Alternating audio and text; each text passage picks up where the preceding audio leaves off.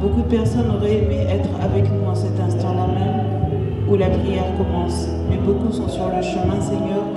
Beaucoup ont été empêchés, Seigneur, par diverses raisons. Beaucoup aussi sont réunis dans les autres paroisses toujours pour te prier, Seigneur. Et nous tous, nous sommes venus, Seigneur, pour restaurer nos âmes. Toute la semaine, nous avons travaillé, Seigneur, pour gagner de l'argent, Seigneur, pour pouvoir nous nourrir, Seigneur.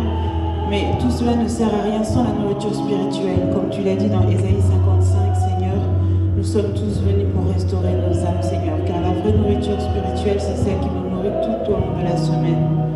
Puisses-tu, Seigneur, ouvrir nos cœurs pour que nous puissions recevoir ta parole, que nous puissions, Seigneur, marcher avec tous les jours de la semaine, Seigneur, et la partager avec les gens que nous allons rencontrer, Seigneur.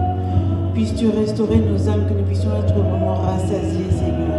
Pour toutes les personnes qui sont en route, je te demande de leur garder déjà leur place spirituellement, déjà à l'église, afin que lorsqu'ils viennent, Seigneur, qu'ils puissent directement être disposés à recevoir ta parole. Merci pour cette occasion, Seigneur, inespérée que tu nous donnes de te prier directement. Beaucoup de personnes aimeraient avoir cette chance, Seigneur, mais beaucoup sont empêchés, Seigneur. Et toi-même, tu en connais les raisons. Ouvre le cœur de ceux qui veulent recevoir ta parole en cet instant, au nom du Père, du Fils et du Saint-Esprit. Amen. Toleki Tokotanga, lecture et psaume, psaume de David. Nous allons lire la lecture du psaume de David, chapitre 1, verset 1 jusqu'à 6. Nous allons lire au nom du Père et du Fils et du Saint-Esprit. Son plaisir dans la loi de l'Éternel, et qui la médite jour et nuit. Il est comme un arbre planté près d'un courant d'eau qui donne son fruit à sa saison et dont le feuillage ne se flétrit point. Tout ce qu'il fait lui réussit. Il n'en est pas ainsi de méchants qui sont comme la paille que le vent dissipe. C'est pourquoi les méchants ne résistent pas au jour du jugement. Tosepelisa mobikisi ayeli bisa mokolo lelo noele. Tosepelisa mobikisi ayeli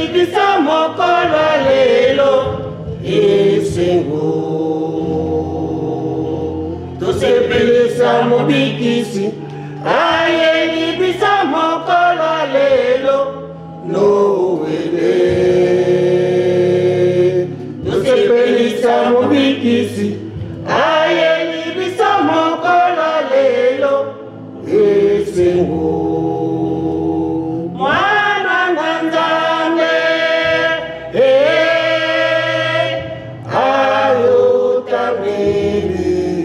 Abota meni biso, abota maso, abota maso, dosepela, wana nzambe,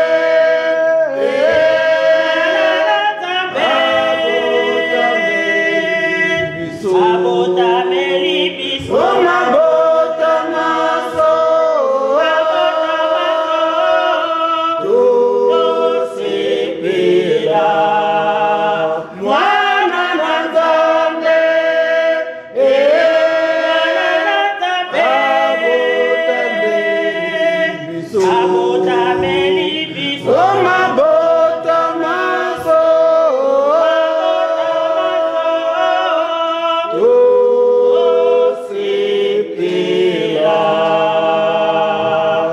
Nous allons lire l'Exode, Exode chapitre 20, de 1 à 17, comme on en a l'habitude. Nous lisons au nom du Père, du Fils et du Saint-Esprit. Alléluia, Hosanna Kembo, Olikolo, Sine Mosili, Hosanna Kikoluka, Lelo, Zambayoki, Kolela Nabiso, Yebatine, Nibiso, Komitema, Tikamaso, Toyabaye.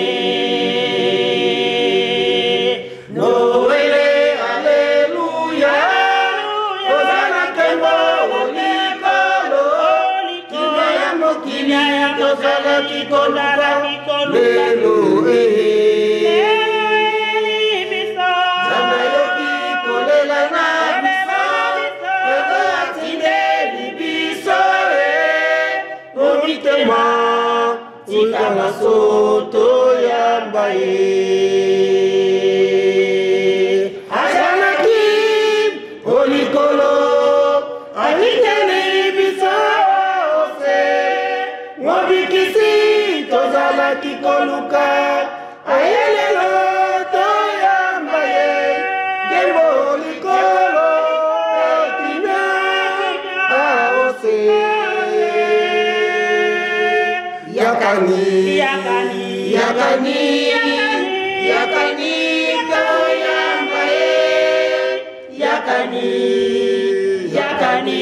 dosepela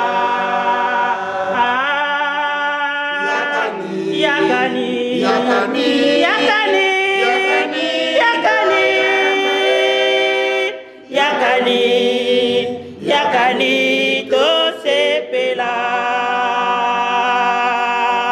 azalaki olikolo akiteli biso awa ose mobikisi tozalaki koluka ayelelo toyambaye kembo likolo ekina ose yakani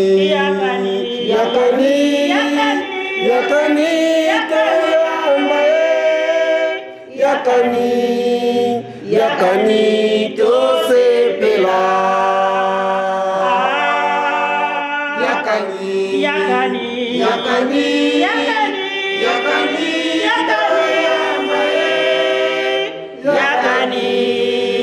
yakani tosepela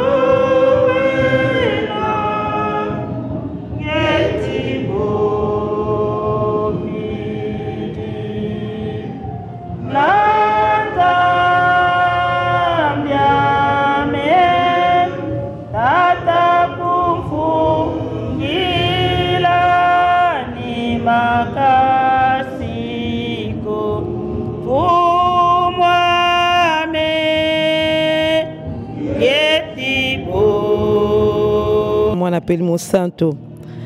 Et aux allez sengo mingi na koya ko sangana lelo ne sika oyo na bandeko na ngai pona sangana kaya mukolo misato. Et aux allez sué sengo mingi na mona kimbangiste o mama na nga sambela kezala bomoko. Ya wana za ko senga kaka tata Nzambe astika asala na kati esika oyo. Merci na makasi apesi nga na ya ko sangana siko pona za na nga monzimi penza na ibinde na ko lo bateme na za ne sengo ya ko sangana nga na ba mama. Ya wana chete tata Nzambe pesa nga makasi na ya kaka mikonyo su ko sangana. Eze sengo mingi pona bandana bandi ko sangana na moni makamu se belé. Na koka ko sangana nga na batute me ezamba na nga liboso me na moni makamu si banana bandi ko sangana ba mama ya wana ko senga ke tata Nzambe pesa nga ka makasi ya ko sangana na ba mama.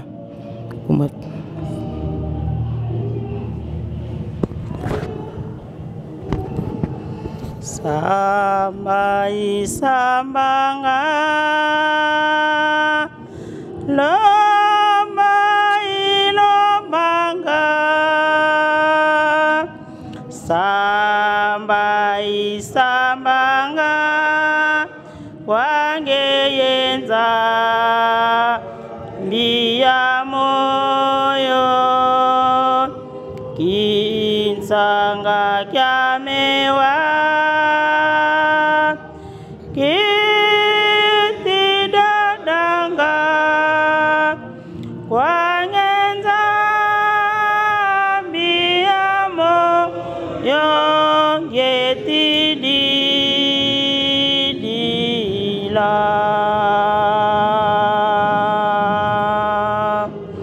Samba isambanga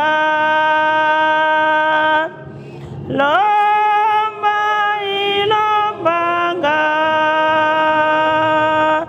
Samba isambanga kwange yenza biya moyo kinsanga kyamewa kitidadanga kwangenza biya moyo yetididila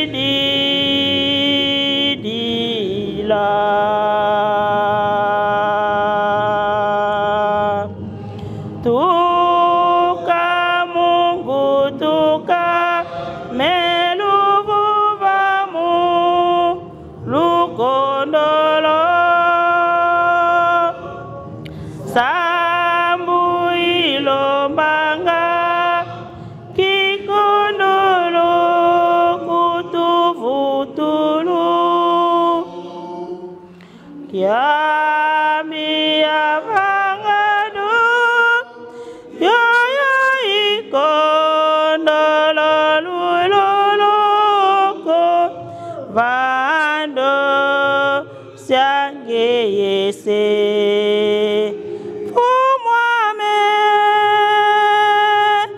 wiza wanginduna na bolingo la bino basato ya bule Nzambe tata mwana pe Elimo Santo solo Nzambe papa kisolo kele Nzambe papa dialungana Nzambe papa diangenda kuntima papa tokolobela bino nini oyo bino bozangi komona oyo bino bozangi koyeba papa ya solo tozali kaka kobele kolelela bino tozali bele kobelela bino basato banzambe na biso bapapa botika biso boyete papa botika biso boyete kati netumbo ya monene tozali nango na se ya tango papa na biso moko makasi ezali susu te na biso moko tozali susu kokoka eloko te papa tosengi benge bobele osecours epai na bino banzambe na biso papa mayebino bolakelaka biso ezali kosalama mayebino bosengaka biso bana tozali kokokisa yango te yango wana papa na ntina na mawa na bino na esika oyo oyo ezali esika ya bule papa oyo bateli biso kobanda mokolo ya lendi ti tokóma na ntango oyo na esika oyo papa papa ya solo toleki mpona kosengela bapasi oyo ezali kati na se ya ntango papa yo lobi ya bana na Nzambe mokili epesameli bino kasi biso bana na nzambe mokili epesameli biso papa toza kotambola lisusu na bonzambe te papa tolatisi nzoto ya masumu nyonso ekomi ya masumu papa tala pasi papa pasi ekati na mokili kufa papa ekomi lokola mai maladi ya ndenge na ndenge papa lobiko ezali te makama ya ndenge na ndenge nyonso satana azoluka kosala papa aza kosala yango mpona nini biso bana na yo papa Simoki Mbangu bomoko ezali na biso te biso bana no papa Simoki Mbangu bolingo ezali na biso te yango papa na tina na yango tala pasi epai ememeli biso papa limbisa biso papa bino basatu bolimbisa biso yango te bino bolingelaki papa bino bolingelaki mokili mobika mokili mozonga ndenge yo nzambe olingelaki osalelaki nde bolingo na bino yango wana kasi papa biso bana papa tokokisi yango te papa bolimbisa biso papa bolimbisa biso kati na se ya tango yo ya solo papa moko moni le 21 likambo nini epesamelaki biso na mokili bozongi ya mama na biso na bokonja kiti ya likolo papa ya solo esengo ezali kati na likolo papa epai nzota mama na biso ezali papa kino kozonga kuna na mboka Kinshasa papa toza kosenga kaka kimia papa tosengi kimia na maso ezali kopesamela papa pesa biso bososole ya solo papa bososole ezala kati na biso discernement na oyo tozwaka epai na bino papa soki tozali na yango te papa toza kotambola lokola banyama na kati na zamba nyama koyebaka epai azali kokende te papa biso tozali être humain oyo tosalamaki na maboko na yo nzambe oyo lobi faisons l'homme à notre image papa tosalami na image na yo papa tosalami na image ya mokili te ya satana yo moko ozali nzambe osalaki ye kasi papa tala pasi na ntina kozanga bolingo kolesa biso bilei oyo ya molimo papa eyo kopesaka biso makasi na musuni mpe na molimo eyo kopesa biso lisusu poso tokobandelela papa na komba tata mwana mpe molimo santo nzambe ya papa kisolokele Dieu le Père nzambe ya papa dialungana kolo Yesu nzambe ya papa diangenda molimo santo papa nina koki koloba te nina koki kosenga oyokaki banzembo toyembe na esika oyo nzembo ya liboso papa oyokaki libondeli mpe ya liboso papa yo mpe oyokaki oyoki mpe mabondo eprecede nga papa nini tokoki koloba to nini tokosenga papa lelo ezali mokolo ya bule ya yenga papa oyo toye kokombisa bino basatu babule epe yango papa tozali kocelebre anniversaire na yo pamba te le 22 mars 1918 yo tikaki kitino bokonzi na likolo kitaki na se po ya koluka biso bato précisément biso bato mwindo papa po zongisa biso na kiti na biso ya liboso papa ozalaki na biso na kati ya se ya motango kasi papa ti lelo toyebaki yo te soki yo ozalaki nani lelo papa oyebi circonstance nini oyo ezali na kati ya mokili nini mazali koleka na kati ya mokili et surtout na lingomba oyo ya yo tata molimo santo papa tokotalisa mokili te pamba te eloko moko te ezali koleka na mokili oyo nzambe na biso ozangi koyeba oyebi mpe nini papa oyo obongisaki na mokolo ya date le 21 mars mokolo wana nde yo olobaki mwana na yo azonga na mboka na bino nkembo mayele ezali moke papa oyo nasengi papa oyo mpe nazangi kosenga yo oyebi posa na biso kanisela biso papa bongisela biso pesa biso kimia na 5 continent papa pesa kimia na liboto na lisantu et surtout pesa kimia na lingomba na yo na komba tata mwana mpe tata molimo santo tokosengelaka manso amen nga soki bana ya kopambola bazali bakoki koleka liboso mais namoni bazali te tokoleka na makabo apeli mosanto toko continuer programme na biso totanga mateya na biso ya lelo yo tokotanga yango kaka na mibeko donc on va lire c'est dans les commandements qui aura notre prédication de ce jour et kuna ezali nango na Exode 20 mais juste na chapitre 12 na Exode 20 juste na chapitre na verset 12 plutôt soki tokotanga yango tokotanga boye au nom du Père, Fils et du Saint-Esprit Seigneur, merci de nous accorder ce jour du 26 mars 2017. Nous sommes devant tes fidèles, Seigneur, pour la prédication de ce jour ici. Tout ce que nous te demandons, Seigneur, c'est d'être avec nous, de nous donner de l'intelligence et de la sagesse pour que tout ce que nous allons sortir aujourd'hui devant tes fidèles, que ça ne soit pas une occasion de chute, mais plutôt une matière à réflexion. Et nous avons dit, au nom du Père, Fils et du Saint-Esprit, Amen. Nakanti batata na ba maman totangaki na psaume de David.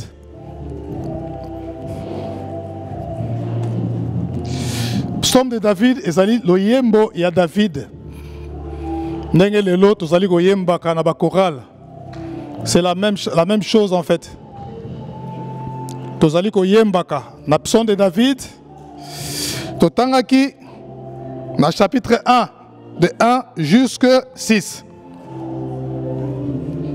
Et sika balobi boye takobandama mukena mutu. Heureux l'homme qui ne marche pas selon le conseil des méchants, qui ne s'arrête pas sur la voie des pécheurs et qui ne s'assied pas en compagnie des moqueurs, mais qui trouve son plaisir dans la loi de l'Éternel et qui la médite jour et nuit. Il est comme un arbre planté près d'un courant d'eau qui donne son fruit en sa saison et dont le feuillage ne se flétrit point. Tout ce qu'il fait lui réussit. Il n'en est pas ainsi des méchants. Ils sont comme la paille que le vent dissipe.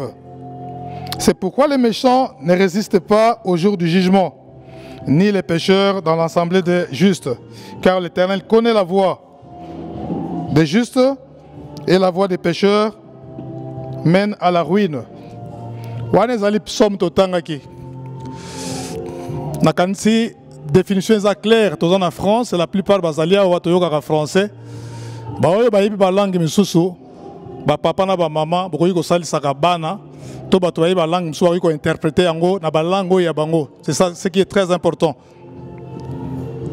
Nzambe akosepela na mutu akotambola mutu akoseka moninga te. Nde ba bengi ba moqueur na français. Mutu akochiola te. Nzambe akosepelaka na mutu ya ndenge wana te. Kasi oyo aza kotambola na mutu azali juste na liboso na ye. Mutu azali petwa. Nde esengo ya Nzambe. Mais oyo ezali nzembo ya David, na tango ya David ezalaki nzembo bakobenga nzembo ya David. Et na tango na biso tozali pe na banzembo.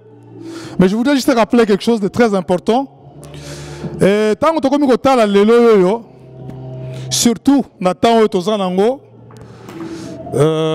bokolim sanga batata na bamama, ba composition ekomi ndenge na ndenge. Parce que nga nalingaka papa Y ou Z ou A ou B, mais au moment où on a reçu la nzembo lelo yo, je vais essayer d'inventer une chanson comme ça. Kasi tobosani ete lingombo eza lingombo ya molimo. Banzembo tokozwaka ekozalaka ya molimo. Soki molimo apesi yango ndenge wana ba ange bapesi yango ndenge wana, bala munzembo wana yemba mandenge ba ange bapeseli yango. C'est bien dommage lelo yoyo na banzembo na biso bakimbangiste tokokamata tata musu kombo ya mutu totie na kati to tokotia eloko moko ya kochola mutu soko sepelaka pe na yete nde kota na kati ya nzembo. C'est bien dommage parce que toyebi yango biso no surtout kimbangiste a composaka nzembo te.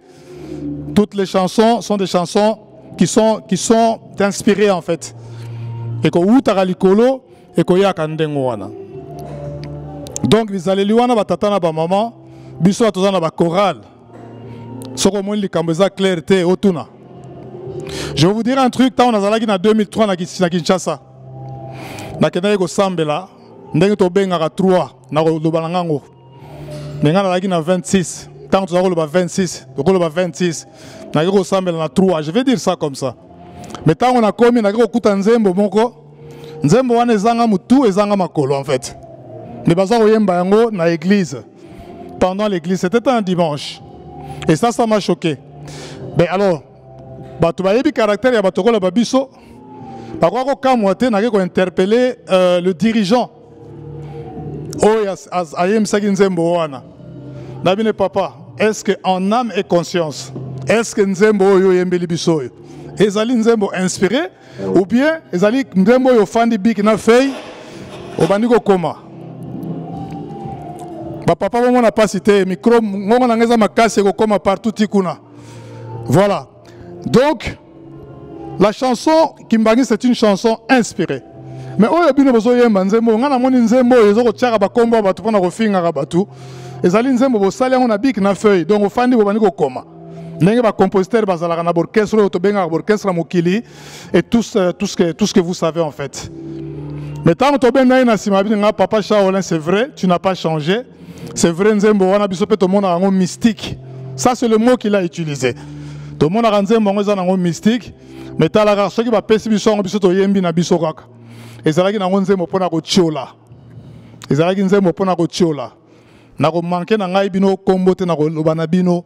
C'est clair. Nzembo wana basalaki yango pona ko tchola papa Armand, pona ko tchola papa Paul. C'était les deux papas qui visaient dans cette chanson là. Boye biango, moto azali na magina ye, asali ye lingomba, alobi azali na yus. Ça c'est une chanson, ça c'est une composition big na feuille. Et ça m'a inspiré. Je l'avais dit na tango na 2003 je vous parle. Mais le compositeur nango tout belaka, c'est vrai Nzembo na salaki na ngango. Voilà. Parce que ngana santaki ke loko ya molimo ko sentir yango ke za ya molimo. Donc tant que ba dirigeant tam so telemina liboso, et loko musu botala rapé tant musu pona ko yembisa ba choriste tali pe Nzembo ngo nanu. Soko za ko mon lango pe sens répéter tout na très bien. Na lobi na bino boko ba voyant te ko ma soki batu ya ko lota ka bando toté. Non, je ne vous demande pas ça, mais c'est des réalités. Donc na psaume na ko umela penza mingite. Mais na koloba na biso ke psaume ya biso, les chansons o ya biso et ça côté ya biso mingi. Tant que sous Bible tout ça on n'a vraiment pas besoin ya kotanga la Bible parce que banzembo na biso et la biso ba circonstances nion surtout tout ça na église. Ko banda yango e banda tina mukolo ya lelo yo. Et ko za na français, et ko za na anglais, et ko za na ba minoro musuku to biona ngai to yoka to comprendre kate, et ko za na Kikongo, et ko za na Swahili, vraiment presque toutes les langues. Voilà. Et ça, on a accepté les circonstances. Donc, en ce moment-là, on n'a pas besoin d'aller composer des chansons. Tant que nous s'appelle Papa Moïse, parce que vous perdez le temps parce que Bissot aux Ali bateau, on a des chansons inspirées. Mais Ali composition à Bik na feuilleté. Ce que moi Nzembo, ndia ko koma yango na feuille, a komi yango. Parce que azui yango na molimo mais ate ko fandi boye obani ko composer Nzembo na yo simbi boye. Voilà. Donc na psaume to umela mingi wana te zaki chiso pona ko expliquer bino na tango ya kala qu'est-ce qui s'est passé avec David. Banzembo yango to ko tanga yango le loyo. Moi ba chango na na jouer explication na ba ba leki biso mayele et zalaki na ba note bungi nde ba chaki yango to ko tanga yango le loto benga yango psaume de David. Ben voilà. Donc lobi fait que ça tam psaume ya biso na biso nenge to zalia wa to bani ko koma pe banzembo na biso. Voilà. Kuna toleki. Totanga ki mibeko zomi. Les 10 commandements. Tokotanga kayango mukolo na mukolo. Soki botali na ba Bible misusu bokomona page wana et comment eyindi mwa muke. Le fait qu'on a tellement utilisé ça et chaque fois il faut tourner, allez, le doigt qui passe par là, la main qui passe par là. Tant musu écriture musu c'est bunga. Ngana yebi tata moto zalaki na kitambo, abanaki kotanga Bible, azana besoin kotanga Bible était en fait. Il n'avait pas besoin de lire. Psaume. Soka telemi na liboso, azako loba yango lokola une forme de récitation comme ça. Ako banda ko lobango rapide ndengwana, vraiment rapide. Parce que tellement totanga yango trop que etikala na mutu, azana besoin de fouiller sous la Bible était azo loba yango couramment comme ça. Voilà. Parce que totanga yango mokolo mokolo. Mais le problème c'est quoi? On va lire les 10 commandements de Dieu sans pour autant les appliquer. Totanga ba 10 commandements quand tu appliquer te. Problème c'est comment alikambo application. tokotanga poto appliquer comme moi passé batata na ba mama benzoka mibeko ya Moïse ndenge bato balobi mais ça mibeko ya Moïse ça mibeko nzambe alingaki kopesa à travers Moïse azalaki instrument oyo nzambe a utilisaki ndenge biso to telemi awa liboso na bino awa na libondeli nanga nalobi ke nzambe pesa ngai sagesse parce que bato na telemi liboso awa tango moso baleki biso na mayele naza koteya liboso awa naza koteya bino makambo ya ngai te makambo ya nzambe donc c'est à dire inspiration ya nzambe nde fo ezala na ngai mpona teya yango très bien c'est la même chose que les Moïse les Isaac tout le monde ezalaki ndenge wana il faut bateya makambo oyo nzambe apesi na bango eza makambo na bango moko te. Alors tango totalaki na Exode wana chapitre 1 elobi honore ton père et ta mère kumisa tata na yo na mama na yo mais batata na ba maman ba jeune kumisa tata na yo na mama na yo mais tata nini maman nini. Est-ce que vous croyez que tata nzambe tanga azoloba ke kumisa tata na yo na mama na yo azoloba pona tata oyo aboti bino mama oyo aboti bino mama oyo aboti ngai? Non, c'est en général kumisa tata na yo na mama na yo. Honore ton père et ta mère. Po mikolo na yo ezala milai na kati ya mukili o nzambe apesi yo. Boutamayele, il y en a un qui peut me poser cette question-là. Mais nous connaissons des gens, c'est des gens qui sont vraiment pour le bordel en fait. Mais c'est des gens qui ont tenu dans ce monde ici, ils sont restés 80 ans, 100 ans comme ça, ils vivent toujours avec des bêtises. Alors, Moutouana, Torolobani, ni parce que Kumisaki Tata na maman na yango mikolone ke milai. Ba juro nzamba lobi na biso mikolono ezala milai, eza ba juro ici onanga totanga kate. Parce que le losoki mutu akufi na âge ki mukolo makasi bato babi alongi mokili. Mais oya kufi na jeunesse, to akufi na ba âge moko ya ki mukolo makasi te, mokili koloba ke oh mais non mais yo moni akufi avant. Mais mutayebi nzela ya nzambe te, mutayebi plan ya nzambe te. La mort oyo nzamba lobaka na biso na tango to tangi na Exode, c'est la mort dans l'âme. Lelo tozali ko fêter, tozali na continuité, il y a fête il y a le 22 mars. Papa Mfumalongo abotami bolandiango na mabondeli, tolandiango na mabondeli. Izali continuité. Yé azali tata na biso. Azali tata na biso. Toza ko continuer fête na ye mukolo ya lelo. Et le 21 mars, Maman Nelly azana biso lisusu te. Nazongi mukesima pona na expliquer likambo etali kumisa mama na yo po mikolo na ezala milai kati na mokili nzambe apesi yo. Na kolobela tata sima.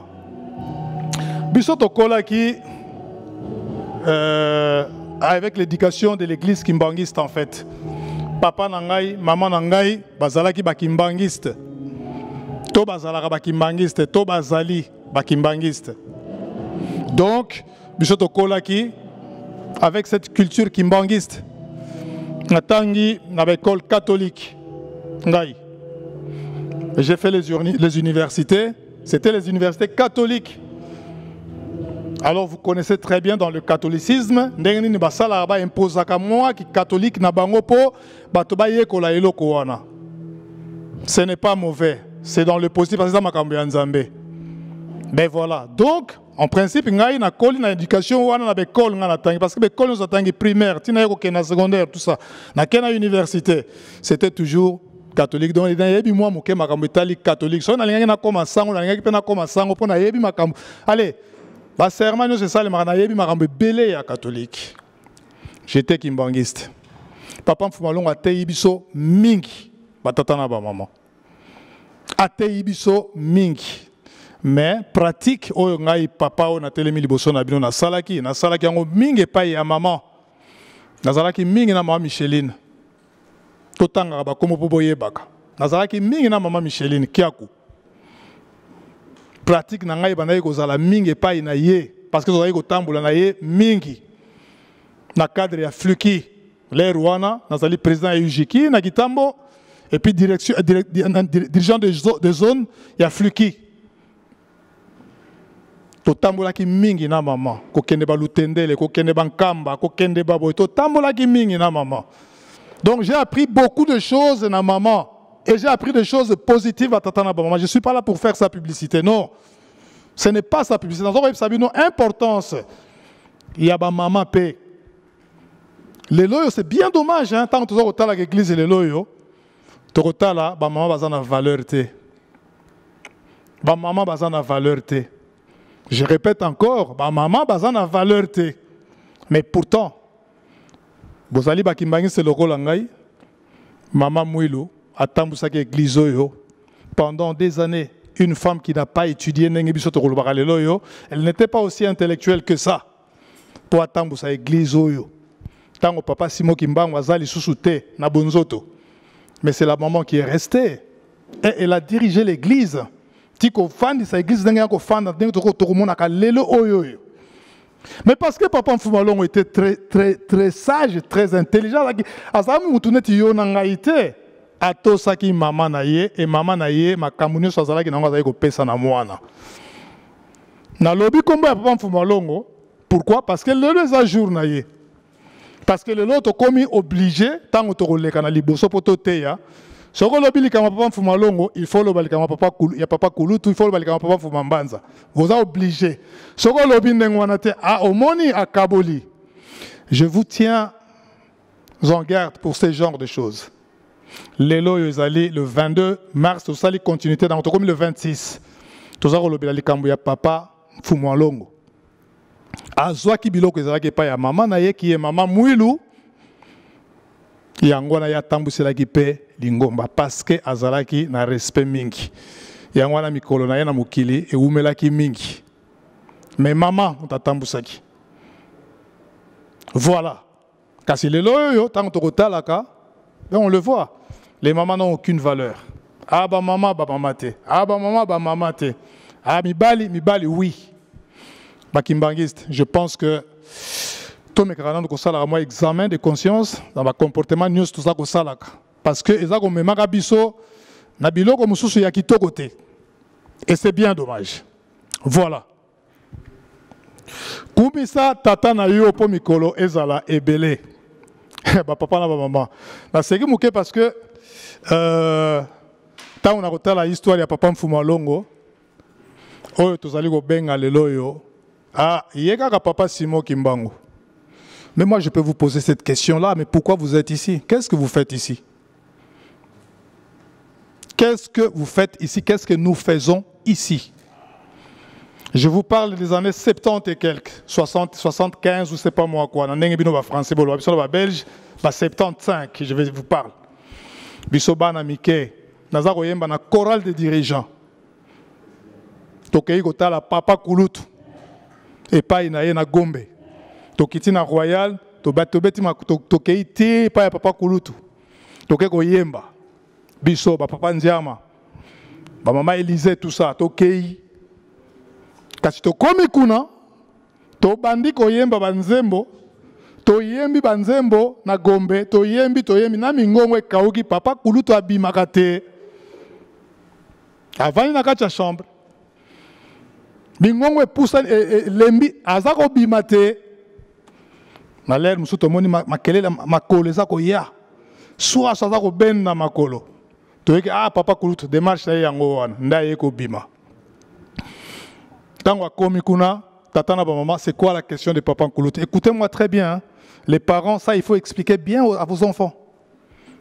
Qu'est-ce que vous faites ici? Papa Kulutu hein. Mais banzembo tozako yemba banzembo ya Nzambe. Banzembo ya orchestre libanda teke osoki zaiko soki nini. Non. Banzembo ya Nzambe. Papa Kulutu qui nous pose la question, qu'est-ce que vous faites ici? Vous êtes en train de me déranger là, moi je dors et vous me dérangez avec vos chansons. Avec vos chansons. Papa Kulutu. Oh. Mais tata ya ndenge nini oyo. Na samite mabiso bana mike. Toyebite. Après, abengi ba mbuta baleki liboso. Papa Nsunga. Dans un batata ba kombo wana. Fona totanga po yebaka. Allez, papa Nsunga baleki liboso. Ba ya David baleki. Biso bana mike. Oh, mais ça n'est tout ça romona oyo. Abi dit, en plus, bino boye awa. Bino me quiza awa. Benobaka ba pigeon, donc c'est-à-dire vous venez ici et vous avez ramené des pigeons ici. Pour vous repérer ba pigeon comme cadeau. Est-ce que ba pigeon zangi nanda koyo? Biso bana mike to zako comprendre sainteté, mais qu'est-ce qu'il veut dire par là, Papa Kulutu? Batata wana mituna se. Biso bana mike hein. Mais tango bandi ko matana kanda. Maman Kulutu aye. Maman Kulutu aye. Maman Tsalulu aye. Tango komi wana. Ah mais papa limbi sakaka, pardon, limbi sakaka. Non, parce qu'il me dérange là. Moi j'ai envie de dormir. Bako tchaka makele là wa. Et bako yana ba pigeon wa tout ça boyena boye. C'est des gens qui veulent pas changer. Oh. Et bandi ko interpeller biso mwana bana mikepe on dit mais qu'est-ce qui se passe en fait? Nde maman Kulutu. Nda longoli papa Kulutu. Yako benda s'il vous plaît hein. Pour télémaki wana na kanda a bendiye a kotie na ndako. Mama Kulutu na yeko sala libondeli. Biso bana miketo bani ko poser ba vieux question. Na ba maman miso mikolo bazala ki wana. Mais qu'est-ce qui se passe en fait? Comment papa ko yiko sala na kanda boye? Biso de ko yemba banzembo ya ye. Aba na otuna biso qu'est-ce que vous faites ici? Nzoka makambo ezala ki na chorale ya ko sakana te. Entre nous, il y avait des choses qui se passaient. Na katia chorale, biso bana miketo yebite. Ba mikolo biloko moko boye ya bien te. Ezalaki na katia chorale. Ezako lekana. Voilà batatana ba maman. Kasi oya sauvaki biso na kanda ya papa Kulutu c'était qui? C'était maman Tsalulu. To respectara ba maman batatana ba maman. To respectara moi muke. Baza pe na ba rôle na bango bako sala. Attention. Parce que biloko tozako kabolaka oyo, eza biloko coûte biso trop cher. Ça c'est un exemple na pesi bino. Tango tozongaki, tango tosisi na Gombe, et tozongaki mutuna nzela na ye, obanda wana na ye ba yeke na kitambo na Gombe zaka musika te. Nzoka ba vie ba yeba ki nzela ko kata na muto kendaki na car, mais tozongi mutuna nzela na ye. Ngai ba simbanga na loboko boy. Na bosa na kate papa Nziama, David. Abi Moïse toko to kotia wa soki to bimia wa, tango to bimo mona to koma na kitambo. Tozonga na mutuna nzela na ye. Il y avait des problèmes très sérieux. Mais Mouta Sauvaki biso na kanda oya papa Kulutu c'était qui? Ezalaki nango maman. Biso to tambola ki biso ba mususu bato ba yebeli biso na ba réputation na biso. Non, papa Shaolin ndeng boyebi na kombo peut-être. Ah mais oui mais bango bata papa Paul, bango bata maman Micheline. Te tozaki biloko belé positif kuna. Bobo sana likambo wana te. Tozaki biloko positif et belé. Je me rappelle que bêtise moronga na salaki tango na zalaki na maman Micheline. Ezalaki to uti na lutende le tango tozo zonga ba boto libiso grosse caisse na ba yanke à côté ya Kinsuka kuna. Makelele on tozo zonga tozo beta nzembo twende no kumbanza bakundi na flûte ya ko sakana te hein. Et puis flûte tozo yana nzela. Ba yanke pesi bango colère parce que tozo déranger bango faut ba mela ba diamba fa za makambo ba kangi grosse caisse. Biso tozalaki na maman na musika nde ba yeko yebisa biso grosse que c'est kei. Grosse que c'est kei ah bon. Nga na yebisi maman pona yebisa na yebisa ki maman que maman biso to ko attaquer. Peut-être ça peut être un problème. Et j'ai gardé ça. Na bi maman biso to déplacer muke. Toza koya. Tolandi moto yo. Azwaki grosse caisse. Papa zong c'est la biso grosse caisse. Oh non. Bino bozo ya katang tout temps boya ka makelele banini. Ngabi papa zong c'est la biso grosse caisse. Nako pesa ngote ngabi papa ozako confondre bakimbangi sto ya kala. Oyo bozaki ko boto la biloko ko beta tout ça boye na boye et puis sinon tango eza tango mususu zong c'est la biso grosse caisse. Sinon te dans moins de 2 minutes awa ça va changer.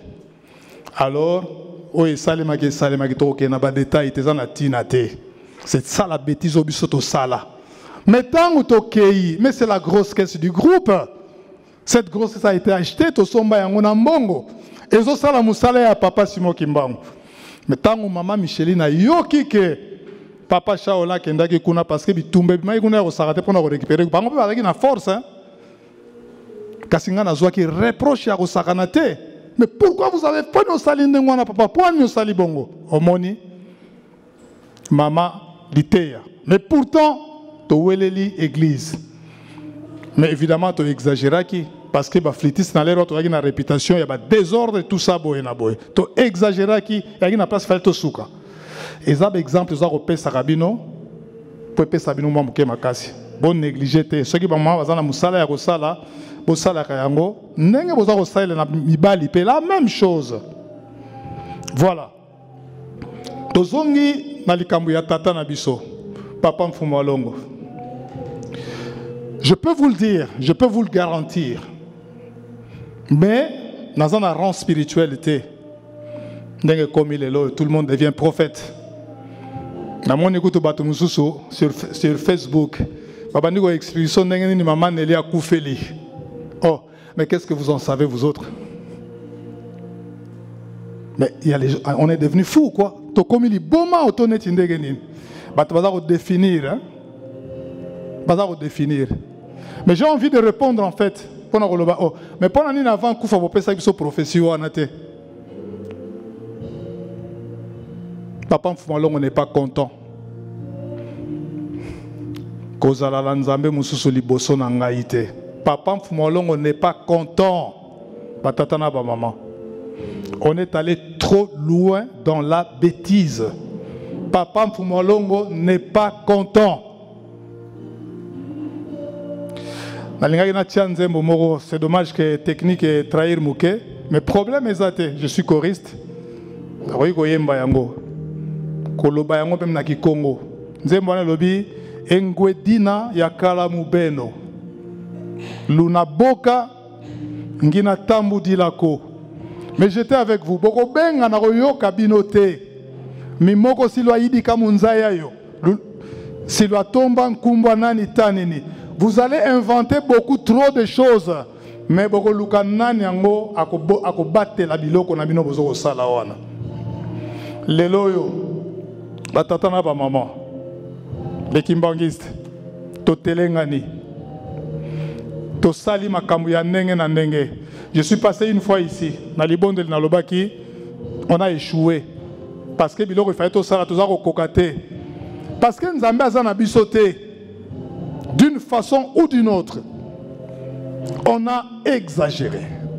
On a bêtise na biso. Biso nyon surtout. Kobanda bino ba tozali na vitriawa, to kei ba place mususu, biso nyon surtout biso na bino to sali ba bêtise mingi. Dieu n'est pas content. Tata za ya kosepela te. Lelo yo ezali mawa mingi. Okofanda boye, okomona kimbangiste, oya bengi kimbangiste. Akofanda boye, oh non, ah. Mais papa Kulutu na papa Mfuma Longo. Sikoyo nani aleki muninga. Oh, mais ba kimbangiste. Mais biloko museza biloko ya bisote. Faut que tu aies souka kat. Yo mwana botami le loka koyo ko noloba ne 1 plus 1 égale à combien? Pas pe so réponse nini. Pas pe sa yo réponse nini. Biloko museza ya niveau na bisoté, ça est à niveau céleste en fait. Toi ba iska to souka parce que on va trop loin. On va trop loin.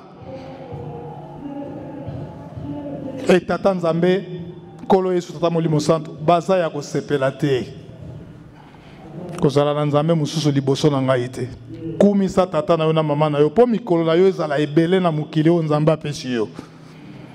Mais sikani toza kumisa la papa Mfuma Longo. Est-ce que vous croyez que parce que on a chanté ici que la Faki a joué, que les prières se sont passées ici, est-ce qu'il y a un homme de kokikaka et sukiwana parce que le loba takomo bete la ngotolo. Et comme écoute les cambiages il y a nombre hein. Est-ce que les Kambouatata Nzambe, est-ce que c'est le nom qui compte ou les Kambouya spirituel, c'est ça qui est très important. Réfléchissons un tout petit peu. Prenons le temps de réfléchir. Pour nous réfléchir. Ah, en tout cas, Tinsaniwan est danger. Tout ça qui autant. Mais est-ce que vous croyez que pas Tata Nzambe? Est-ce que Ntinsani est important? Mais Tata na ba maman bobo sana raté parce que Nzamba zali pe na ndenge na ye mususu. Moi, je me rappelle, Sobana Mike toujours. Maman n'a pas tembele, kala. Expliquez à vos enfants. Il faut bailler la histoire. Tant que papa me a ça cet argent-là, et ben il s'épélissa mingi ya ba maman. Ba koteka makala. Ba toza na mbongo te, bazo ya ko tia ntinsani wana. Aza ko tia ngona sani avec plaisir. Les a millions à bisoté que autant nous na ngai na koyana 1000 euros, 2000, 3000 et c'est ça qui intéresse papa Mfumalongo. Non. Azalaki na okabwana te ya batu, ala okabola batu te. Il n'avait pas de préférence parce que celui-là, il a l'habitude de me donner 600 euros, 500, 1000, 2000, 3000. Non. Cela ne veut pas dire que non. Parce que non, je ne dis pas ça. Mais papa Mfumalongo, Azalaki ko considérer mutu nyonso tout à la même valeur.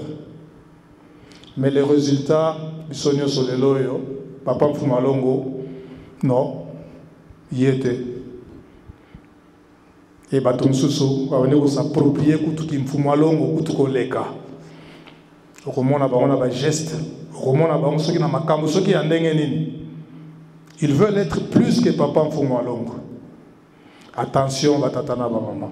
On va trop loin dans la bêtise. On s'enfonce dans la bêtise.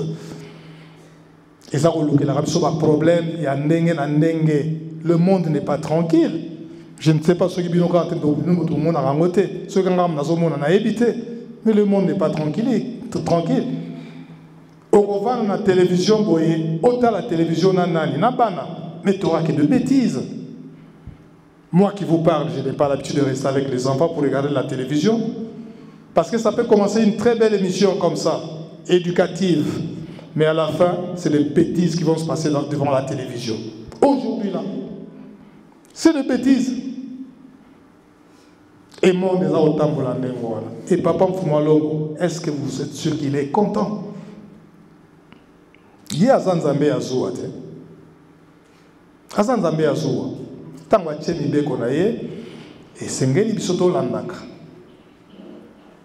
engwedina ya kala mobeno luna boka ngina tambudi lako boko benga ngai na ondima te azalaki na bino mais na kati nzembo ngoso olandi na suka c'est le même papa Mfumalongo aza kosenga liso epai ya tata na ye tata me ungwa kanisela ba oyo ne fiske ba oyo ba tosi ikambo na yo kaka na nzembo wana na koyoka ngo souvent cette chanson là parce que ça m'inspire beaucoup de choses en fait. Voilà. Mais ça nzembo aliboso ayebisi bino alaki bino azalaki na bino boko benga na oyoka bino te boko arranger makambo ndenge na ndenge na koyoka bino te mais na suka yeka mtata koloba ke non tata na ngai pardon yokela ngai kanisela ne fils que ba oyo bazomeka kotosa iloba na yo. Ça c'est papa Mfumalongo. Attention à tata na ba maman, il y a des gens qui l'ont connu tant suna sangokaka. Mais il y a des gens qui l'ont vécu en live comme ça. Batumsuna musika kaka ayoki kombo. Bana na biso mingi babotami ayebi papa Mfumalongo te. Ils l'ont pas vécu comme ça. Tous a yé à travers bano bango baboti. Soit na papa Kulutu, soit na papa Mfumambanza, soit na yé moko. Mais papa Mfumalongo disait quelque chose de très important. Soki oyoki mungongo na ngai, bogoye bape mungongo na ngai. Bogoye belango à travers makambo ngala baneko yebisa bino.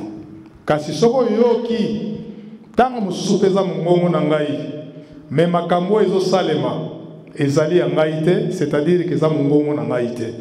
Il le disait. Qu'est-ce que je veux dire par là? Parce que Mfumalongo avait un style. Il était lui-même style d'abord. Il avait un style, mais il était lui-même style de vie. Une civilisation. Mokol Moussousou, dans le centre d'accueil, Mama Bibi, Oeto Yebi. Aniati ba pelouse, vous connaissez les pelouses, Baloni Ango, na Chenou Dawana, ya Sika. Papa Mfumalongo tango maman zo tracé aniati ba pelouse wana asiliki ko sakadate. Il n'est pas content que maman aniati ba pelouse baloni. Mais ce qu'on a analyse à musique à mon rôle, mais papa Mfumalongo pas compliqué. Mais comment ça se fait qu'à sepelate maman aleki naye aleki nanzela? Parce que papa Mfumalongo avait le respect même na matiti oyo zomo na matiti. Soki botuni bato akola ki na ye pembeni tamsu bala na peut-être nga na yebite. Bon mon esika papa Mfumalongo a craché na mabelete. C'est pour ça que je vous dis qu'il était style, il avait le style. Ko craché a bois qui soyi. Ndenge tozoko na culture ya lelo mutaboka papier na sala a lokoti ya mote. Mais papa Mfumalongo soka moni salité wana ko lokota ke ko lesika ko boaka yango. Parce qu'il était style lui-même. Donc, à un moment, tout ça, l'attention, le loyo, parce que la ressource, c'est la langue, je ne vais pas aller trop loin. Ils ont dit qu'il y a un triomphalisme, il y a un kebi sabino, dans ma terre de l'obi. Namboka moko, batata boyokanga très bien. Ba maman boyokanga très bien. Pe boyeb sana bana na bino parce que je vais le dire en lingala de temps en temps au tchara français pour comprendre muke. Na Zamba Lyon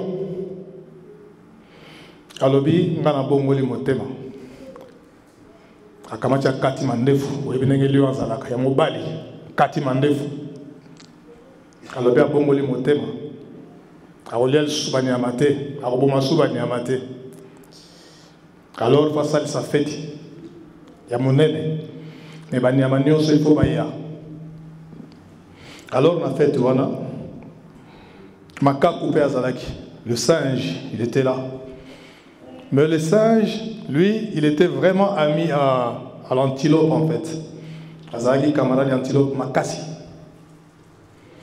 Alors, mais nayoki sango qu'il paraît Lyon a kubongoli motema kuto akati mandefu ipia to sali sa feti po bisone so banyama to ya antilope abi wewe asali fete abi camarade ngai fete wana nasana ngo doute mingi to ko participer na fete wana mais ce qui to zubilo ko na biso to ngai na manolia ngo likolo nzete lo yokolo kimaka mingi zwa kima musika parce que Lyon na yebite ce qui fait yango ça na cadre nini antilope apesi makaku réponse abi yo parce que soko lieba mbuma na yo wana liaka et pesi yo soki ndenge yango sotaka kuna mais mutasanga bongoli motema azo sala fête yo ke mobimisa ba idée que soko zubilo ko matina likolo pona nini abi ndeko ngamna ko yebisa yo e makaku za ko yemba nzembo na mboko yo likambo ko bima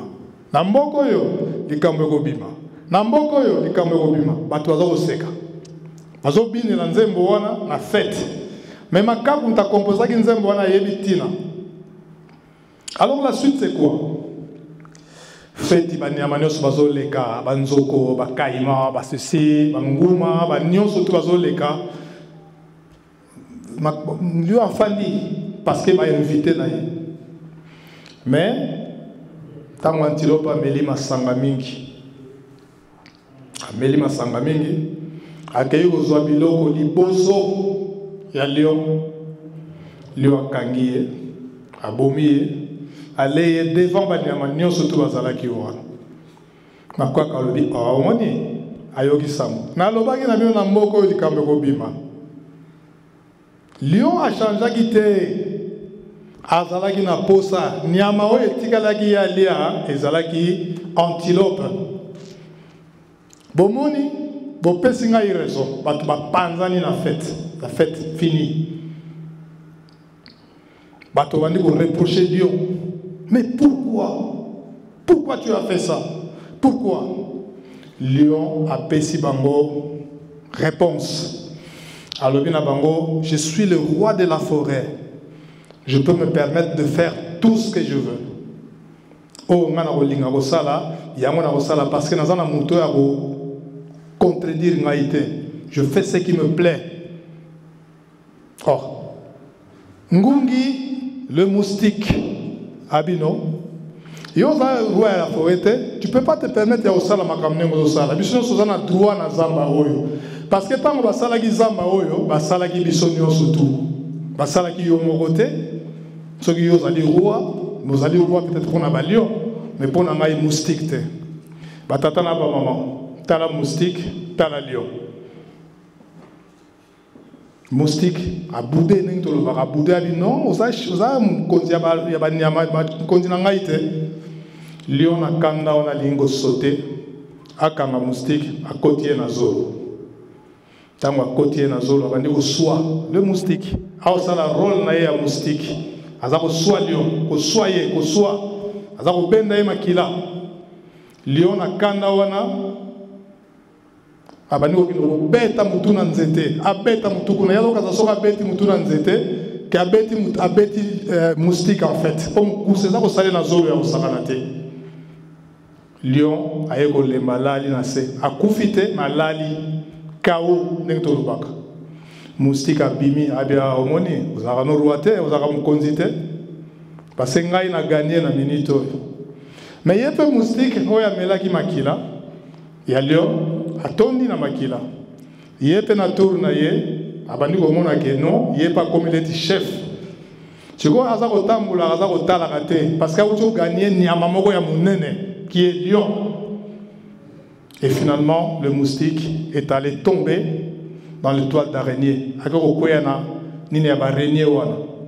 Tango akomi wana akangami. Araignée moni moustique yepa la ko luka banda kala. Ah nakangi nyama. Oli atala libumu ya moustique non. Atali ya moté tout de suite. Allez. Le ko l'araignée ali aka ba moustique, ba mouche tout ça, allez na makila wana. Makila wana ya lion, ezalaka poison pona ye et boma ki paye. Donc c'est pour vous dire, tant qu'on a gagné la bataille, non, on n'a pas gagné la bataille. Il y a encore beaucoup de choses à faire. C'est ça qu'il faut travailler. C'est ça qui est très important. Voilà, c'est ça, Liboso. Pour notre triomphalisme, il faut faire attention avec ça.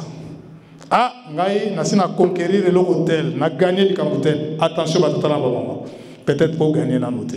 Il faut être très prudent dans le bureau de Salaka. Tolongwe wana poto zonga pona likambo na biso ya papa mfumalongo oyo ya lelo oyo o telemi yo na ngai nakela lisesami bale pona kosukisa wana mais tolanda très bien na mboka mosusu ba jeune ba se révolter. Ah non, on en a marre de vieux. Ces vieux ils nous cassent la tête. Ces mamans là ils nous cassent la tête. Nous on a besoin du pouvoir, c'est nous qui allons diriger aujourd'hui, c'est nous. C'est pas tous ces vieux-là, c'est pas toutes ces vieilles-là. Ah, alors qu'est-ce qu'on va faire? Nous allons tuer tous les vieux. On va le tuer.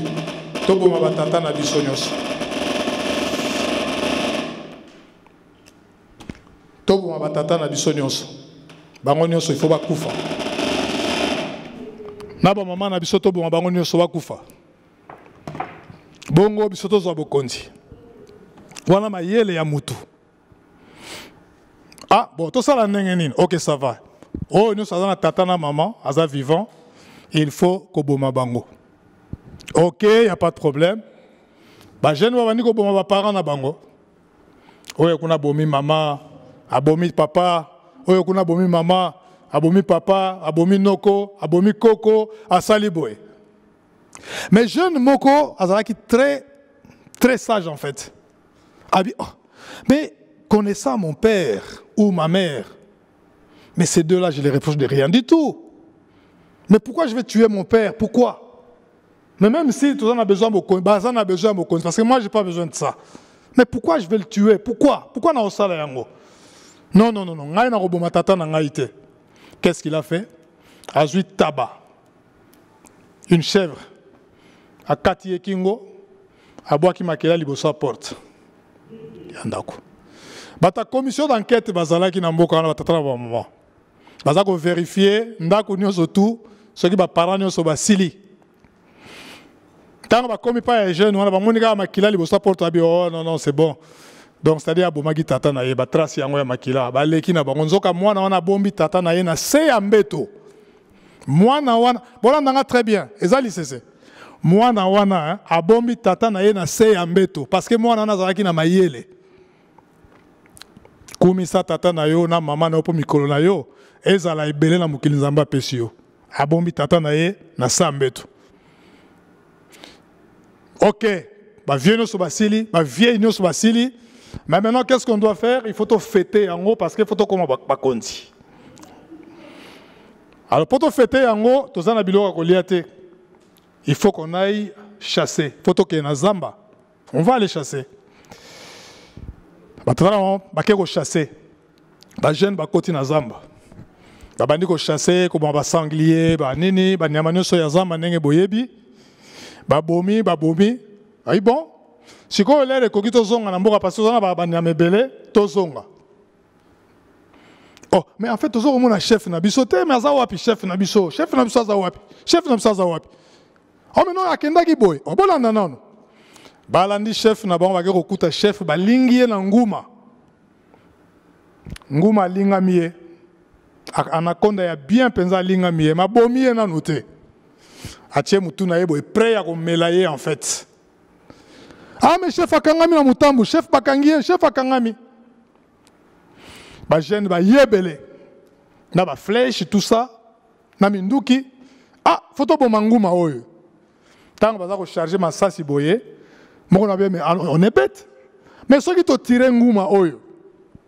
Bozo mona teke ne ko namsa kufina noté, mais tant musu ma sasi to robeta et ko zwa nguma te ko zwa ndeko na biso. Qu'est-ce qu'on va faire? Yé mutu bakanga ki wana donc moya lobezate parce que nguma linga mié moya bouger zate.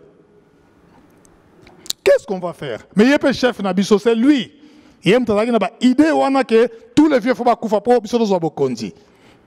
Alors Mokabino, moi j'ai une idée. Nazogi na mboka mais nazoya. Oh, mozonga na mboka na habitete nazogi na mboka rapide nakako luka arme mususu po toboma nguma sanke toboma moninga na biso. Omoni mutu soka komi na pasi, il accepte tout. Maintenant tellement bazo la solution te bien OK ça va, solution c'est la solution. Allez yozonga na zamba mbangu, na mboka mbangu. Ake na mboka. Ake kuna koti na sambetu. Tata, pardon. Biso tolingaki bokonzi, ba jeune tolingaki bokonzi. Ngai te me baninga, me na mitie na kati.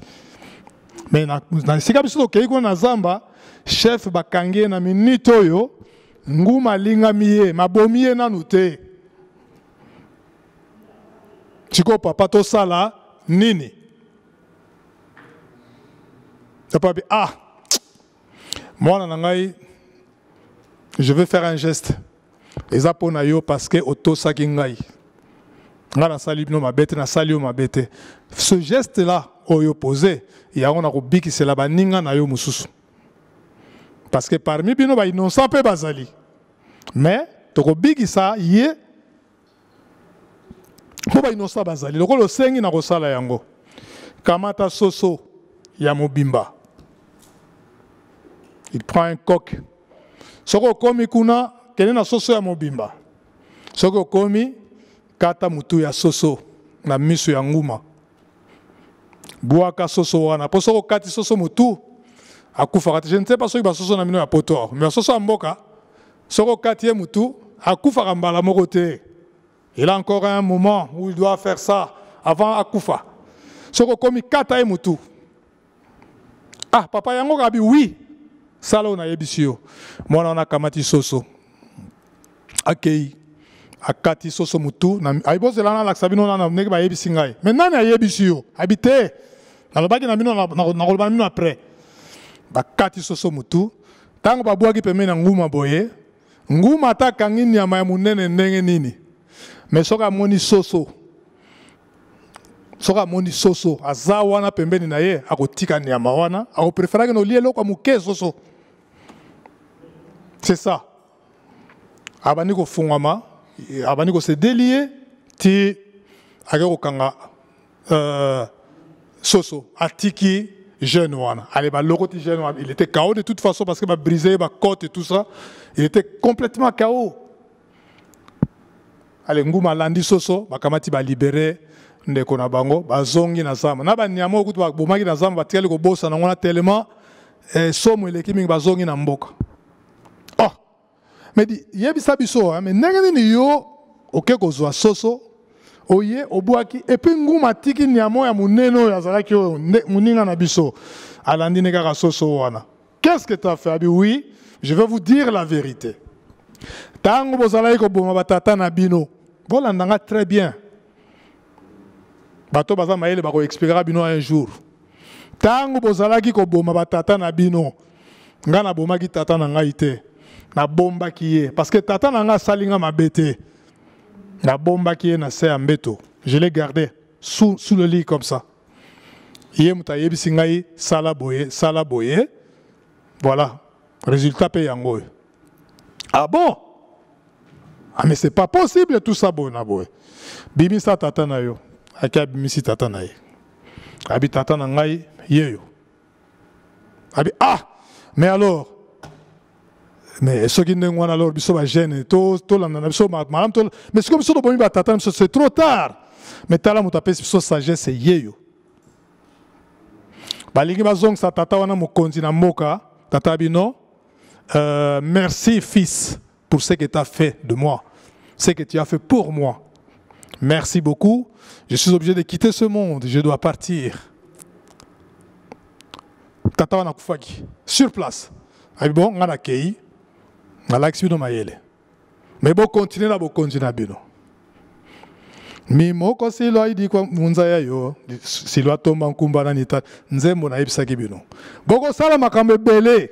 Pour protéger les bino makambo. Ça c'est Mfumalongo qui le dit ça. Na lié l'ICC wana, na ndenge pa Mfumalongo. Akei na ye. Voilà. Ba jeune ba fandi boye. Ah, toko diriger siko mboko yo ndenge nini parce que bata mutamayele yo so totikala na ya akei. Biso beto bomo batata na biso. C'est ce que, allez, conclusion, c'est ce qu'on est en train de faire aujourd'hui. Ah, papa Mfumalongo, oh mais non, mais tu vois, ah mais non. Parce que non, mais il était. On a peine à resala makamunenge ya sali. Eh, mais kimbangiste. Tout ça, tout le monde se mesurer na papa Mfumalongo. Tokomi ko lukato sala vraiment bitumba na papa Mfumalongo. Tokomi ko lukato sala face na papa Mfumalongo lelo yo. Yo na ngai. Mais attention. Attention à ce que nous autres salaka. Faut tout ça là vraiment attention à ton maman. C'est très dangereux. Sinon tu vas se retrouver dans un système où il y a nguma ba lingi boye, muta osal sayo azate. D'abord de toute façon ba si ba lingi solo ba nguma. Voilà, allez, tala ngi to komi. Les CCOana. Et on a répété encore, les parents, parce que les enfants vont vous dire, mais celui-là qui était là, mais il vient, mais qu'est-ce qu'il disait là? Dans le langage de jeune, qu'est-ce qu'il disait là? Il faut expliquer à vos enfants, c'est très important. Très très important, Toye Baka, signe du temps. Papa Mfumalongo n'est pas content. Alors si Papa Mfumalongo n'est pas content, ne soyez pas sûr que Papa Mfumalongo doit être content. Si Papa Mfumalongo n'est pas content, ne soyez pas sûr non plus que Papa Nkulutu est content. Non. Parce que, histoire.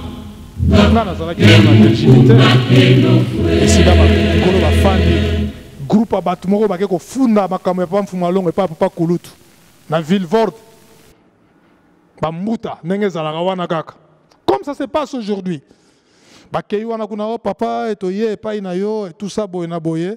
Mais au moins, Papa Mfumalongo, Papa Nkulutu les a chassés. Albi, que ça soit la première et la dernière fois que je vous vois ici, attention avec mon frère. Ne venez pas avec tous ces genres de comportements. C'est ça que nous voulons de l'église kimbangiste aujourd'hui. Mais les loyo, et comme il n'a pas si, mais est-ce qu'il y a papa mfuma longo? Est-ce qu'il y a papa mfuma longo? Est-ce qu'il y a papa mfuma mbanza? Est-ce qu'il y a papa mfuma mbanza, il papa kulutu? Mais papa na maman. On va se retrouver comme ce serpent-là qui a enseveli l'autre. Mais tato babombagi na sambeto. Bozala lokola jeune oyo. Totozala lokola jeune oyo abombi tata na ye na sambeto. Parce que tata wana sali eloko te. Papa mfwa loko na asali tata na maman. Asali biso eloko mabete papa mfwa longo s'il vous plaît. Non. Moi je ne me rappelle pas. Non. Non. Alingo yana poto première fois na poto à 83 je vous dis. Papa mfwa lobi non. A toute une question, mputu ça veut dire quoi? Le roi n'a pas congoté dans sa mputu poto, c'est-à-dire la richesse. Tant on a répondu, on a père à simi, mutu papa n'a pas qui on a simi, mutu habita la moine. Abi c'est la pauvreté. Papa m'fouma long. Abi non, pas maintenant. Mais ce qui est là, papa m'fouma long à l'obi na yo, toi à l'obaga na batu musus, ok na poto sigote, qu'est-ce que vous allez dire? Oh mais yé n'engi na l'obaga na kende poto, alors que papa Samia zala na poto. Papa Martorell a la poto, maman Christine a la poto. On va dire ça. Pourquoi? Parce que tous les lingato les kolo ya nzambe. Et biloko le kulso va kambebele. Tata maman faut faire attention. Na biloko tozo sala. On n'a pas gagné la bataille. Non. Par contre, tous ana ba étape belo il faut tout ça là. Il faut tout ça là. Il faut tout ça, il faut tout ça là. Pour tout réussir et loko etikali na biso. Ndelo ko bima nango le loyo yo. Ce qui est en train de matin, c'est que le baboye. Mutumo ramone sali et passi. Parce que votre sola. Dans un petit arrotant à Bible était que n'a pas chapitre. Je ne suis pas pasteur. Non non non. Naïb marambo anate. La preuve bolandia. Naïb marambo anate. Mais tu as vu moi histoire mouké. Photo le bagayango. Positif. On doit rester positif. Toté abattu. Bon, on a sonité. Vitry. La paroisse Tengmino Bozali. Ça, je vous le dis. Je peux vous encourager. Hein? Quand la cause, elle est juste, la cause, elle est juste. Maman. Vous en foutez de toutes formes de critiques. Et bimine à gauche, et balokine à droite. Quand la cause est juste, elle est juste. Ce que c'est juste, c'est ça juste. Voilà. Mais, la nengeni ni cause en la juste. Mais ceux qui sont tamboli, ceux qui sont bombi tata na biso très bien à ça méthode. Qu'on le conserve ce papa là, c'est ça qu'il faut faire. Pas l'exposer comme ça. Ah bah kataye mutu parce que nous on en a marre. Si quoi autant on a biso mais qu'est-ce que vous voyez? Il y a que le bordel. Il y a que le bordel. Quoi? Parce que na moni on a Vitry bo beti musique. Parce que bah y a mis na chorale, parce que papa Moïse a télémié, parce que tu as eu ma cabo. Mais ça ne suffit pas. Il faut aller plus loin que ça. La pose à ma question ming, bah papa ma question ming. J'ai l'habitude. Maman elle est kamboutel ndengenini. Papa elle est kamboutel ndengenini. Je pose des questions. Parce que j'estime que je dois savoir quelque chose. Mais na ebi pesika na souka kata on a reposé ma question. Parce que nous retourne à papa nana salanzambe. Parce que c'est lui qui a créé le monde, non? Oui, mais oui, lui qui lui a créé. Vous avez que je vais un peu trop loin là.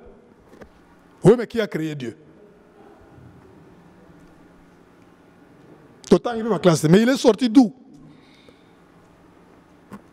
On va trop loin. C'est un niveau d'habitude de la maman. On doit se limiter, c'est qu'on se limiter. Très important de le savoir. Moi, on a beau temps, mais le retour a été 1 plus 1 est égal à combien? Ça va être compliqué. Même si on a mis aux aléas, 1 plus 1 au 2. Mais quand on a mis non, ils ont 2 t. Mais 1 quoi? 1 plus 1, 1 quoi, 1 quoi? Mais ce que je c'est 1, non? Ozuko pa mai musu c'est 1. Ce que est-ce que vous allez 2 mai ou bien vous allez mai moko? Au moni, science va dire que nous avons musica. Tobomba tata na biso na se ambeto. Très bien. Asali biso mabete. Non. To respecter. C'est tout ce que tu as na nabino. Vitri.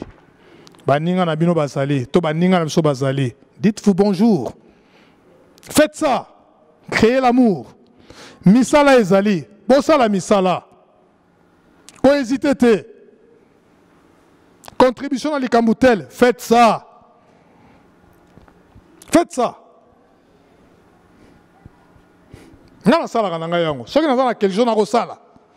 Je n'ai pas la capacité à aucun trou à l'élo. Je vais vous le dire comme ça. Mais ma femme, elle est de là-bas.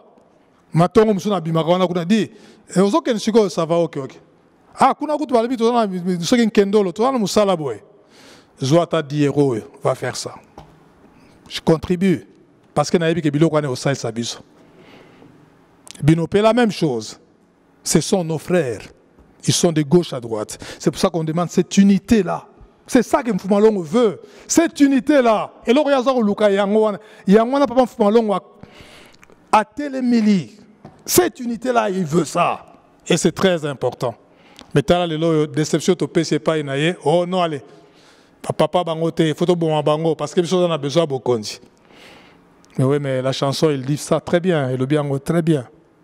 Donc, Batatana, maman. Nakanisi, tout seulement mon kemoulaï, ma soleza na belé, ce n'est qu'une petite épisode qu'on a commencé parce qu'il y en a plein d'exemples les belé.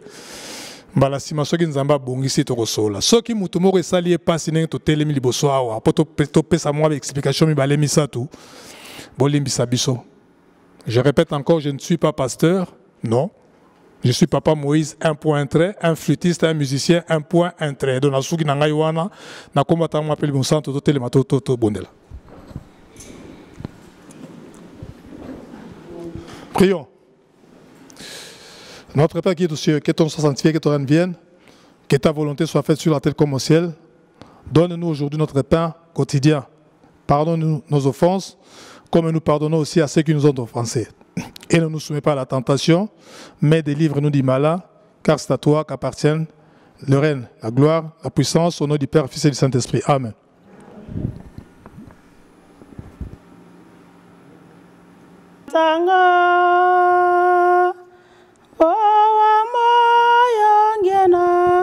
Ibanzanga 2, 3. Ibanzanga Vawa moyongena Vawa fwana ngena Muna mona kembwa buluzi Kinga mupele zodia satana yakangama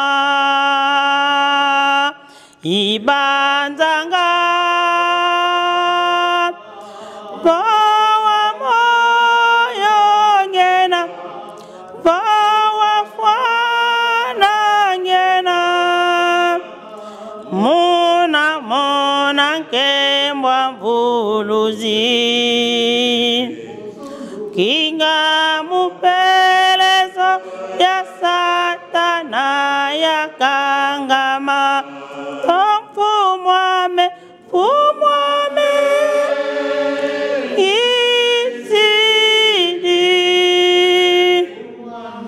Fumwame naunuluka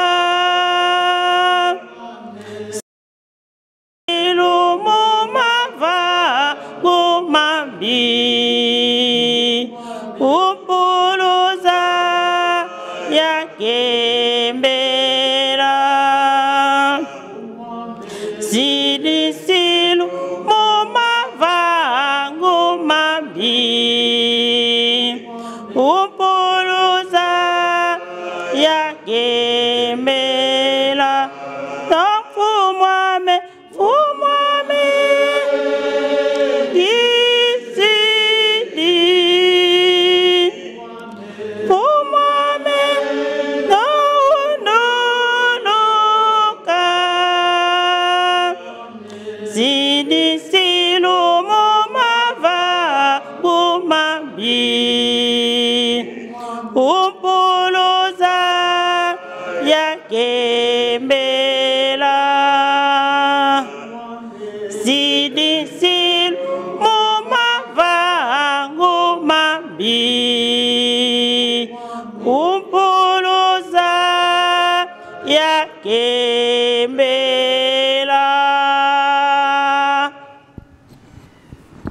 Kimbangiste oye. Kimbangiste oye. Oye, oye, oye. Espoir du monde, Église universelle. Papa Mfumwalongo oye. Papa Mfumwalongo oye. Papa Mfumwalongo oye. Oye, oye, oye. Espoir du monde, nous sommes derrière vous. Au nom du Père, du Fils et du Saint-Esprit, nous passons à la deuxième partie de notre programme. Nous allons commencer par les communiqués. Et avant les communiqués, nous tenons à rappeler à l'Assemblée que nous venons de suivre une prédication très riche. Alors je précise très très riche. Personnellement, j'ai beaucoup appris. Cette prédication que nous venons de suivre nous a été faite, dite par le diacre Papa Ntimba Moïse, qui vient de la Belgique, qui fait partie de cette délégation. Papa Moïse a lu dans le livre des psaumes, psaume 1, de 1 à 6, dans le livre d'Exode 20, 1 à 17, et il a focalisé sa prédication dans ce même livre, mais au verset 12. Honore ton père et ta mère afin que tes jours se prolongent sur la terre. Linda est né le 22 mars 1918 en Kamba, dans le Bas-Congo en RDC, à la fin de la Première Guerre mondiale. Il est le troisième fils de papa Simon Kimbangu et de maman Mwilu Kiawanga Marie. Il était aussi appelé Papa Leki, donc le cadet. Il est marié à maman Mvete Elisabeth Bibi et est père de 9 enfants, dont 2 décédés. Mais il est le père de tous les kimbanguistes. Son éminence, Papa Dangenda Kuntima Joseph, est la réincarnation de Papa Simon Kimbangu, qui avait déclaré en 1910 « Je renaîtrai en 1918 ». Il était le chef spirituel et représentant légal de l'église kimbanguiste, appelé communément Papa Mfumwalongo. Il a commencé sa mission spirituelle le 20 mai 1959 en succédant à Maman Mwilu et après qu'il ait démissionné de ses fonctions professionnelles. Tout comme ses 2 frères, il avait pour mission de veiller au respect du dogme de l'Église de Jésus-Christ sur la terre par son envoyé spécial Simon Kimbangu, par les chrétiens kimbanguistes, ainsi que de protéger et de sauver leurs âmes. Les 3 chefs spirituels possédaient indiscutablement le même don que Papa Simon Kimbangu, celui d'opérer des miracles.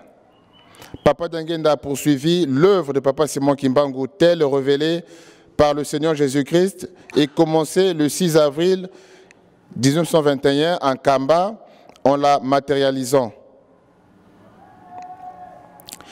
Il a structuré l'église kimbanguiste avec mise en place de la tenue vert-blanc. Révélé lors de son accident Luku-Lufé le 29 juillet 1958. Mise en place de la liturgie kimbanguiste, du corps ecclésiastique, des chorales, de la faki, de fluki, mouvements de surveillance, scouts, etc. Il a mis également en place l'autofinancement et l'autogestion appelée Tinsani.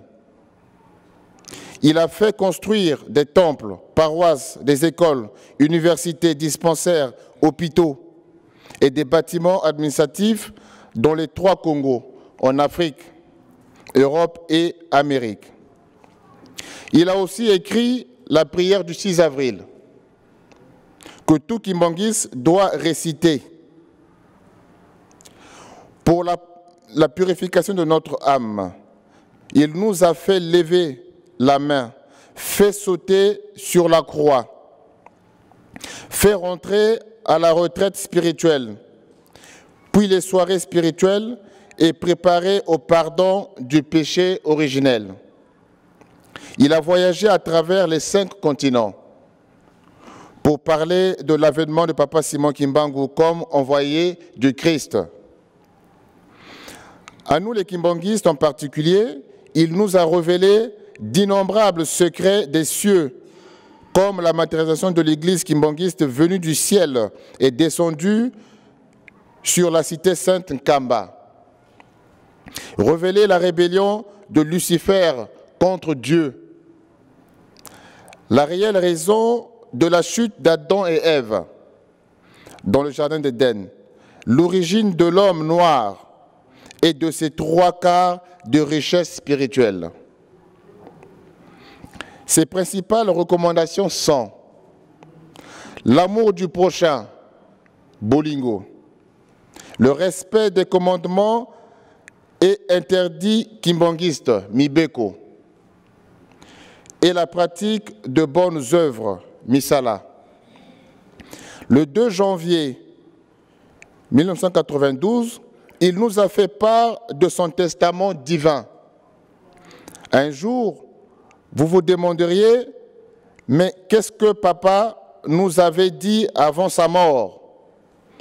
Souvenez-vous seulement de tout ce que nous vous disons tous les jours, dans nos prières, dans nos exercices quotidiennes.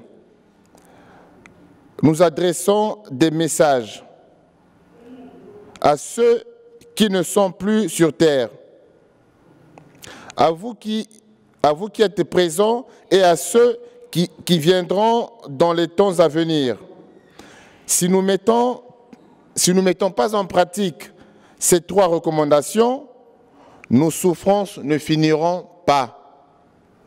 Donc là, Papa Dengenda Kuntima avait donné la clé de la réussite, la clé de la victoire de toi et moi, kimbanguistes, sur terre.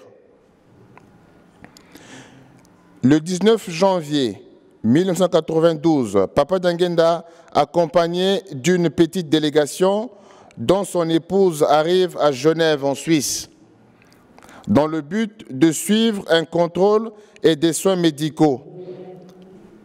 Mais spirituellement, ce voyage avait une autre portée. Il se confie à ses proches, sentir son corps s'affaiblir.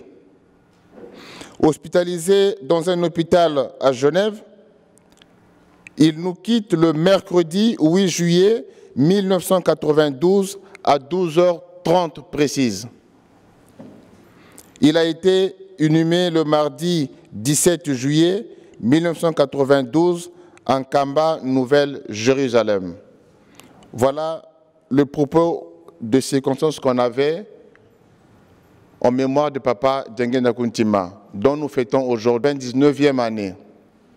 Et en préparatif, surtout pour nous Kimbanguistes, spirituellement, nous attaquons à partir de ce jour le centenaire de notre papa. Et en lien avec la prédication, tout Kimbanguiste à partir d'aujourd'hui doit ménager aucun effort afin que l'amour règne autour de nous. Et aussi, nous avons le diacre Papa Moïse Ntimba. Papa, s'il vous plaît. À Paris, nous avons la joie de recevoir Papa Kiyika Filédan.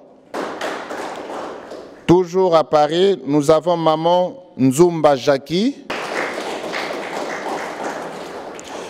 La ville de Rennes n'est pas restée en marge. Nous avons Maman Mireille Mvouti. Toujours Rennes, nous avons Maman Tiffany. Et enfin, Paris, nous avons Maman Madiada Ntaku, s'il vous plaît. Faki, s'il vous plaît.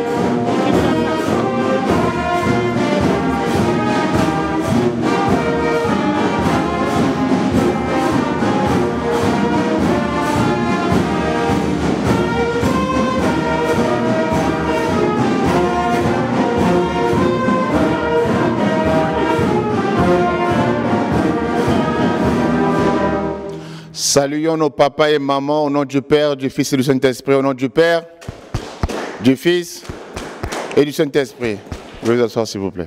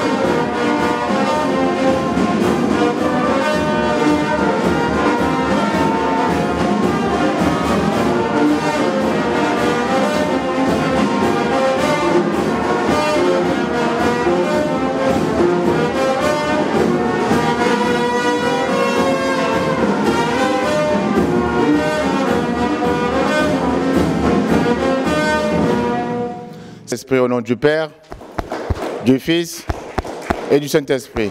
Et veuillez vous asseoir, merci. Au corps ecclésiastique, concierge, catéchiste, diacre et diaconesse, nous vous prions de vous lever, s'il vous plaît.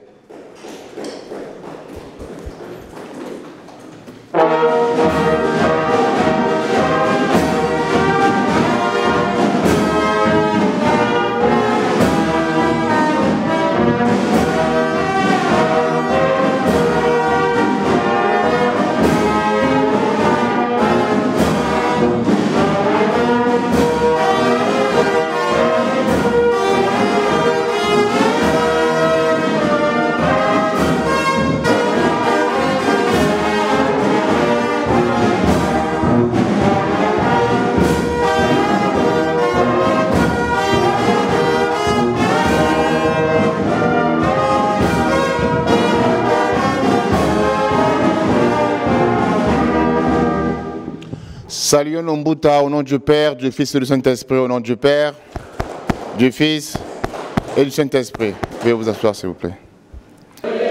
Vitry, oyez! Vitry, oyez! Oyez, oyez, oyez! Paroisse Yabana Papa Simon Kimbangu. Nous sommes dans la joie, comme nous l'avons entendu dans la prédication de Papa Diacre. Il nous a parlé des Mbuta. Nous avons la joie d'avoir des Mbuta qui jouent bien leur rôle.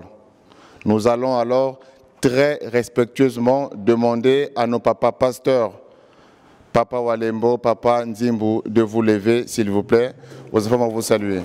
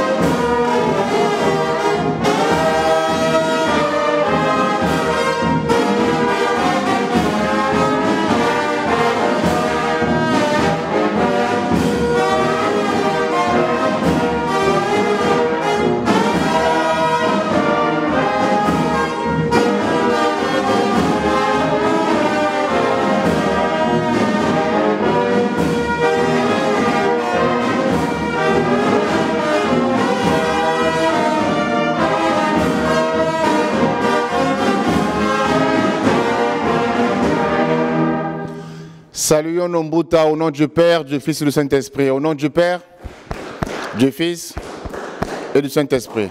Vous vous asseoir s'il vous plaît.